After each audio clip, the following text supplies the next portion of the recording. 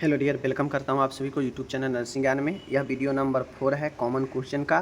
Common question आप लोगों को पता है, जिसमें फर्स्ट ईयर सेकेंड ईयर दोनों के लिए क्वेश्चन है, सेम है, जो आपके पूछे जाते हैं फर्स्ट ईयर सेकेंड ईयर दोनों में। तो आज की इस वीडियो में मैं आप लोग को लेकर आया हूँ बायोमेडिकल बेस्ड टॉपिक लेकर आया हूँ, एंड इसका मैनेजमेंट कैसे करते हैं ये लेकर। ठीक है, तो आप लोग अच्छे से देखिएगा, समझिएगा। इसमें हम लोग बायोमेडिकल बेस्ड के बारे में कंप्लीट वीडियो देखेंगे।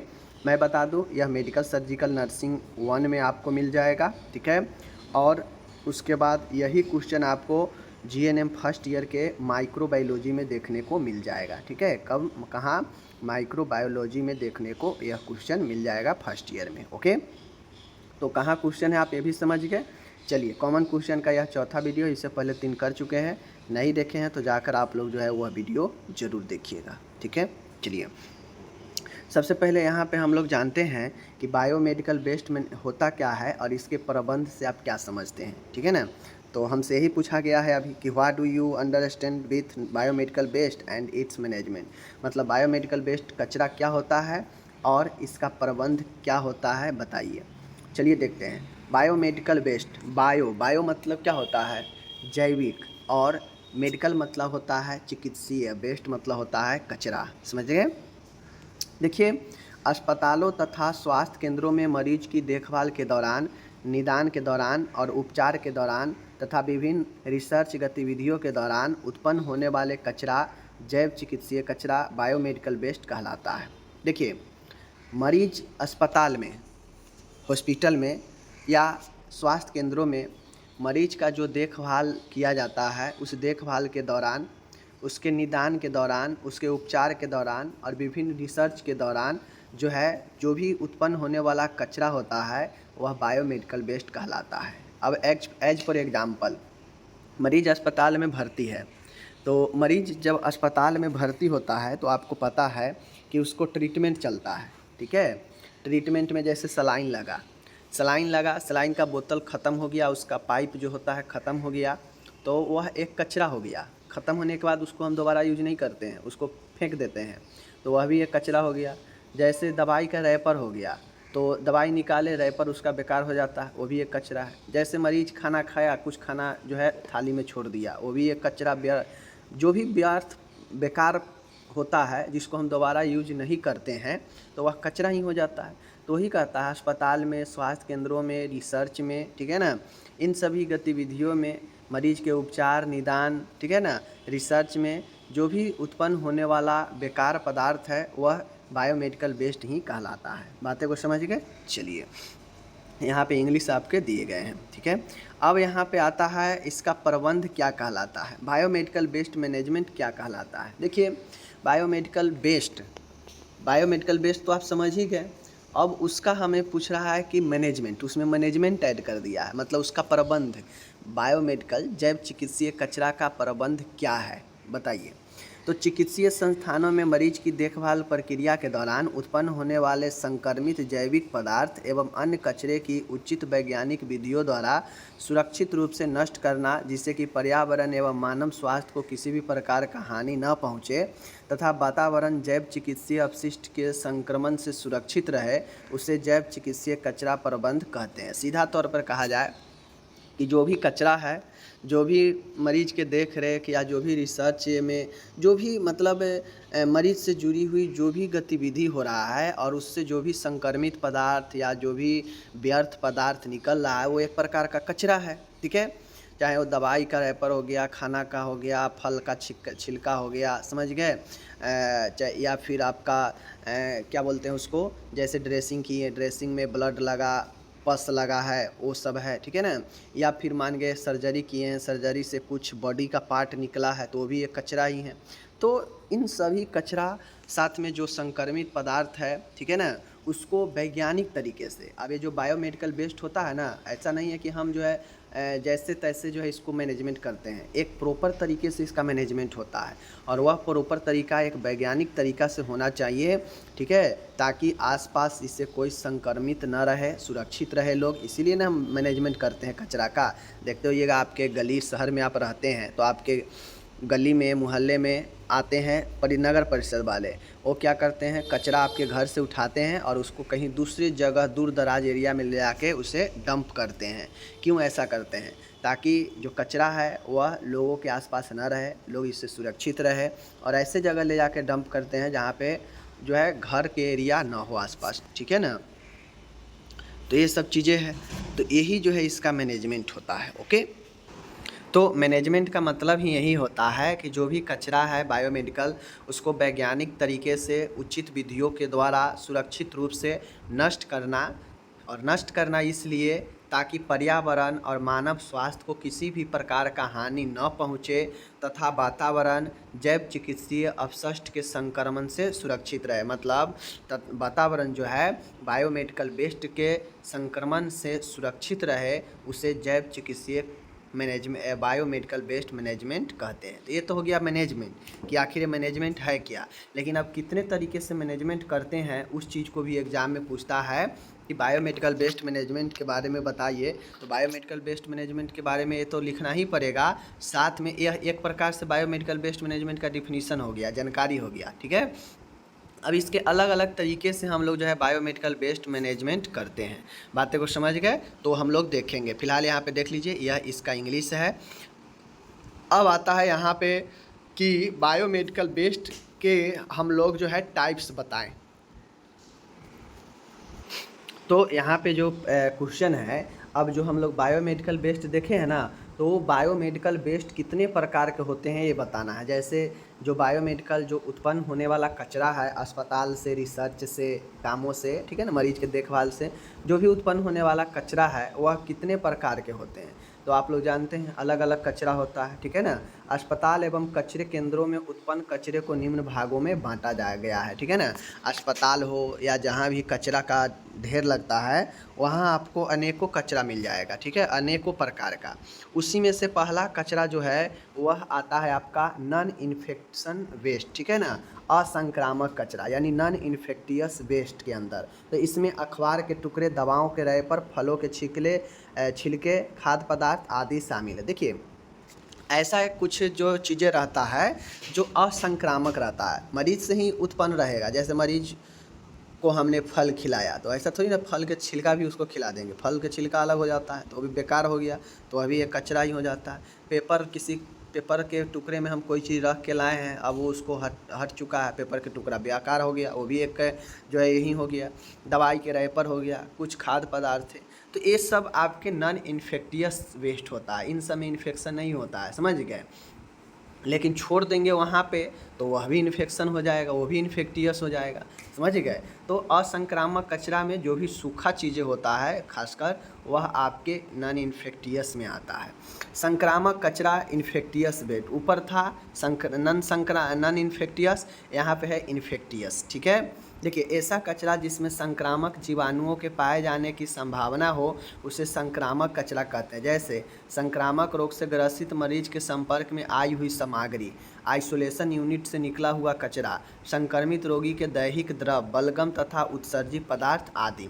तो संक्रमित कचरा कहने का मतलब है कि ऐसा कचरा जिसमें संक्रामक जीवाणु होने का जो है संभावना हो उसे संक्रामक कचरा कहते हैं। मतलब ऐसा कचरा जिसमें रोग फैलाने वाले सूक्ष्मजीव मौजूद हो, उसकी संभावना हो मौजूद होने की, तो वही इन्फेक्टियस कचरा कहलाता है। जैसे संक्रामक रोग से ग्रसित मरीज के संपर्क में आई हुई सामग्री, ठीक है ना, कोई इन्फेक्टेड व्यक्ति है, मरीज है, उसके संपर्क में कोई वस्तु आया है तो वस्तु संक्रामक हो जाएगा, ठीक है।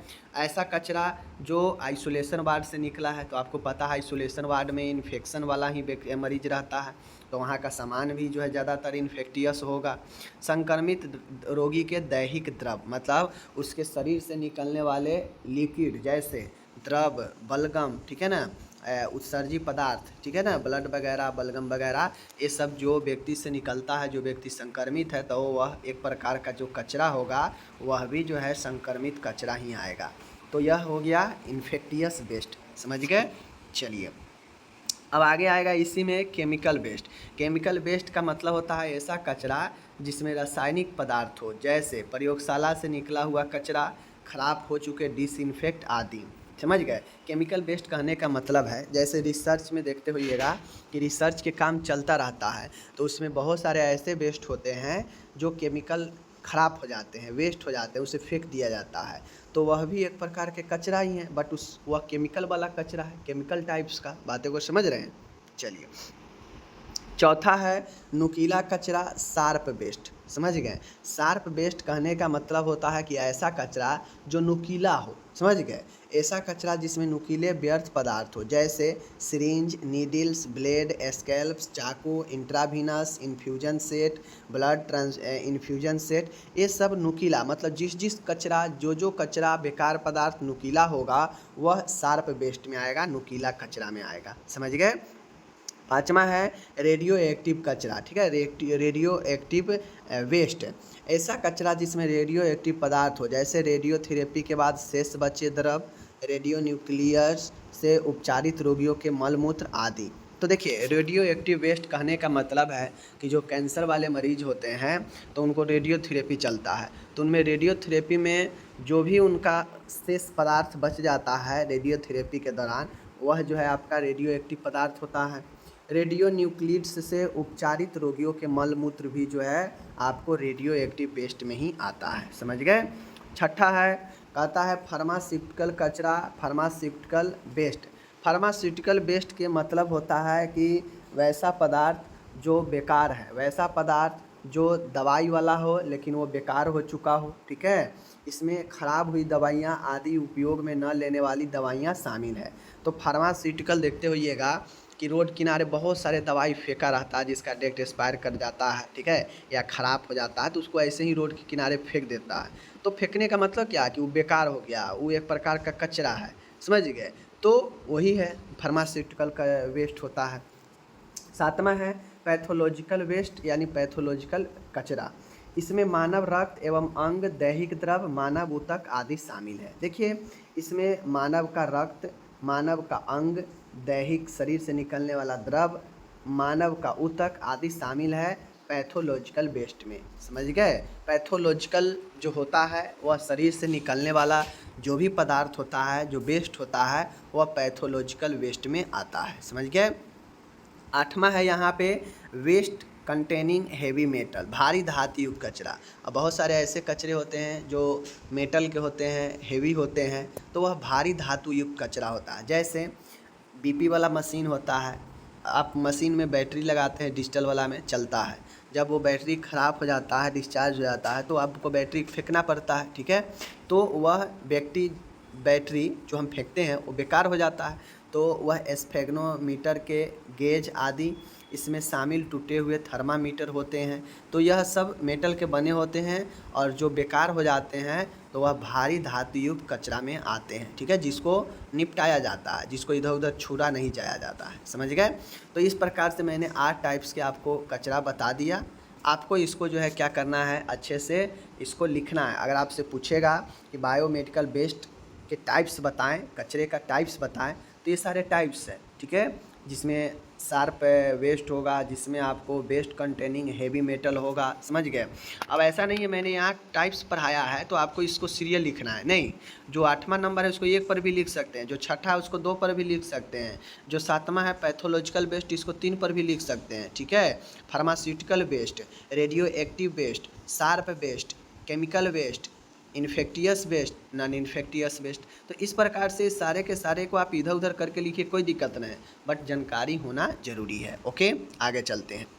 अब देखिए यहाँ पे इंग्लिश दे दिए हैं, जिनको इंग्लिश में चाहिए आप बिल्कुल इंग्लिश में भी आप जो है इसका स्क्रीनशॉट ले सकते हैं। यहाँ पे टोटल मैंने दे दिया है, आप इसका स्क्रीनशॉट जो है रख सकते हैं इंग्लिश वाले, कोई दिक्कत आपको नहीं है। ठीक है ना। तो चलिए यहाँ पे हम लोग नेक्स्ट चलते हैं, उससे पहले आप चाहें तो इसका स्क्रीनशॉट रख सकते हैं। ठीक है, चलिए अब आता है यहाँ पे जो बायोमेडिकल वेस्ट है। ठीक है ना। What is the importance of biomedical waste management. अब कचरा का जो हम प्रबंध करते हैं वह प्रबंध करना कैसे, क्यों महत्व है, इस चीज़ को हमको बताना है। समझ गए। अब मानिए कचरा है, कचरा को रूम से हम नहीं हटाएंगे, उसको हम नहीं जलाएंगे, ठीक है, उसको हम कहीं अच्छे जगह पर डंप नहीं करेंगे, घर से बाहर निकाल कर कूड़ेदान में नहीं रखेंगे, तो उससे क्या होगा, संक्रमण फैलेगा, घर में बहुत सारे बीमारियां उत्पन्न होगी, ठीक है, वह घर में बदबू उससे देगा, मतलब तमाम चीज़ें होगा। तो इन सब चीज़ों से बचने के लिए इसका महत्व है कि भाई अच्छे से डंप करना, उससे मैनेजमेंट करना, ठीक है ना। तो इसका महत्व पूछ रहा है कि बायोमेडिकल जो वेस्ट है उसका हम प्रबंध जो करते हैं, वो प्रबंध करने के पीछे का क्या इम्पोर्टेंस है, क्या महत्व है। तो चलिए इसके महत्व को भी हम लोग देखते हैं, ठीक है। देख लीजिए, जैव चिकित्सीय कचरा का प्रबंध महत्व निम्नलिखित है। क्या, देखिए, अस्पतालों, स्वास्थ्य संस्थानों एवं प्रयोगशाला में काम करने वाले स्वास्थ्य कर्मियों को गंभीर संक्रमण होने से बचाया जा सकता है। इसका महत्व ये है कि अस्पताल, हॉस्पिटल में जो भी स्वास्थ्य संस्था है, जो भी पैथोलॉजी है, वहाँ पे जो भी काम कर रहे हैं स्टाफ है, ठीक है ना, कर्मी है, उनको बायोमेडिकल वेस्ट से, मतलब कचरा से गंभीर संक्रमण हो सकता है, समस्या हो सकता है। तो इनसे बचने के लिए इसका मैनेजमेंट करना बहुत ज़रूरी होता है, इसका ये महत्व है। दूसरा है, कचरे का प्रबंध करने से वायु, जल, मृदा सभी को नुकसान होने से बचाया जा सकता है। अब कचरा को हम अच्छे से प्रबंध करेंगे तो आपको पता है, प्रबंध करने से जो हवा है, जो जल है, जो माटी है, मिट्टी है, इन सब को हम नुकसान होने से बचा सकते हैं। समझ गए, यह भी इसका मैनेजमेंट का महत्व है। मैनेजमेंट का अगला महत्व है कि कचरा प्रबंध द्वारा अस्पतालों एवं प्रयोगशाला में स्वच्छता में सहायता मिलती है। अब जब हम कचरा इधर उधर फेंके रहेंगे, गंदगी रहेगा, लेकिन अगर कचरा को हम मैनेजमेंट करेंगे तो उसका महत्व ये है कि इससे स्वच्छता, साफ सफाई में सहायता मिलता है। समझ गए। नेक्स्ट है, इसके द्वारा जैव अपशिष्टों से होने वाले पर्यावरण प्रदूषण को भी रोका जा सकता है। बातें को समझ रहे हैं ना, कि इसके द्वारा जैव अपशिष्टों से होने वाले पर्यावरण प्रदूषणों को भी रोका जा सकता है। अब इसका महत्व ये है मैनेजमेंट का कि इससे जो, मतलब किससे, ये जो जैव अपशिष्ट है, जो जैव कचरा है, इससे जो पर्यावरण प्रदूषित होगा उससे हम रोक सकते हैं, पर्यावरण प्रदूषण को होने से हम लोग बचा सकते हैं, ठीक है, इसके प्रबंध से। तो इसका भी ये महत्व है। अस्पतालों में बेहतर साफ सुथरा चिकित्सीय वातावरण बनाए रखा जा सकता है। बायोमेडिकल वेस्ट को हम लोग मैनेजमेंट करने से हम अस्पतालों को साफ सुथरा चिकित्सीय वातावरण को बनाए रखते हैं, ठीक है।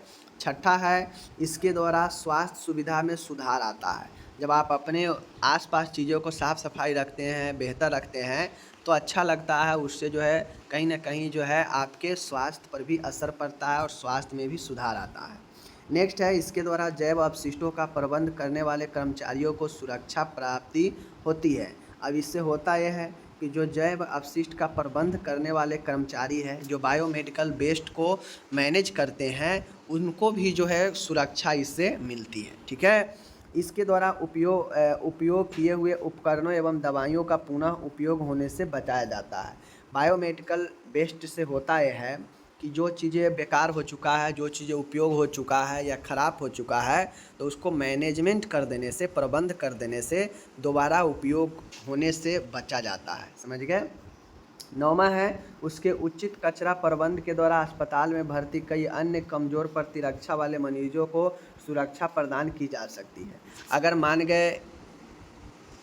गए कि अगर हम बायोमेडिकल वेस्ट को मैनेजमेंट करते हैं, ठीक है ना, तो चूँकि मरीज बहुत सारे अस्पताल में रहते हैं, कोई इन्फेक्टियस रहता है जिसका प्रतिरक्षा इम्यून सिस्टम कमज़ोर रहता है, तो उसको तुरंत इन्फेक्शन पकड़ेगा। अगर हम इन्फेक्टियस कचरा का प्रबंध नहीं करते हैं तो उससे दूसरे को इन्फेक्शन होगा। तो इसके लिए हम लोग जो है क्या करते हैं, प्रबंध का ये महत्व है कि इससे कमज़ोर इम्यूनिटी सिस्टम वाले मरीजों को सुरक्षा मिलती है इसको प्रबंध करने से, ठीक है।